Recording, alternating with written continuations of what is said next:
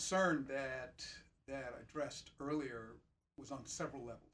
First of all, uh, our disregard and disloyalty toward Israel vis-a-vis our opposition to Prime Minister Benjamin Netanyahu was spoken about over and over and over again by the other brethren concerning God's promise to bless those who bless you and to curse those who curse you.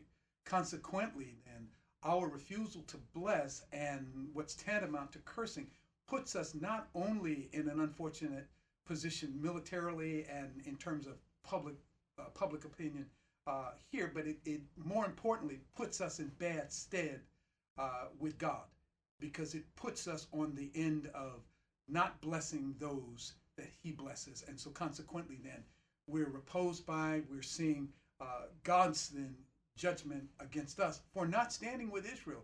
We wonder about the issues across the nation, with the economy, with the issues of the climate issues, and so many other issues.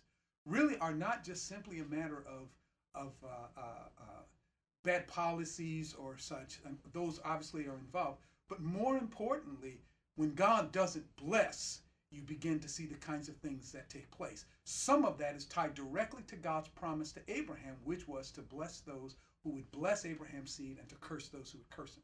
And so I think that in the years since President Barack Obama's administration came into place, our tendency has been not to stand with Israel, to relegate Israel to a sideline role where we then embrace the enemies of Israel.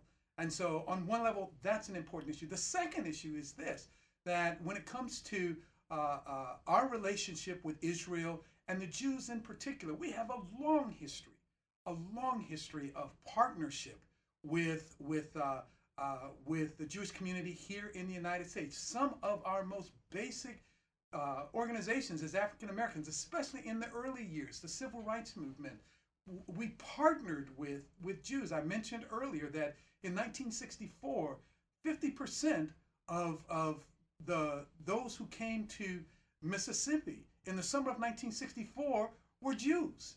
More than 50% of the attorneys for those who were leaders in the civil rights movement were Jews. And so there's a long partnership. The NAACP, the Urban League, and so many of our institutions were the result of partnerships, strategic partnerships between blacks and Jews. A number of the HBCUs were funded by Jews. And so we've got a long history that's well documented, and we have benefited from that.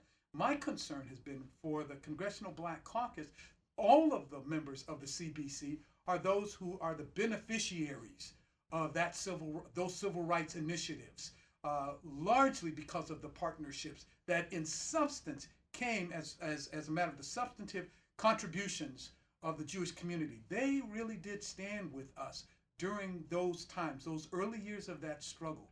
Now there is another struggle that's taking place as it relates to Israel.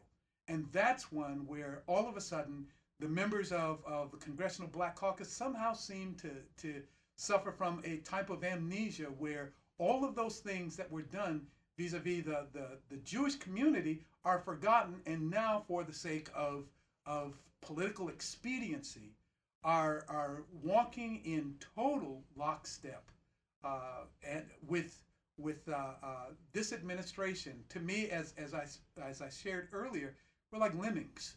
They're simply following a policy that ultimately will end in the escalation of hostility. Certainly the potential for annihilation to the nation of Israel, and also to incur God's wrath. And so this is a wake-up call for the CBC.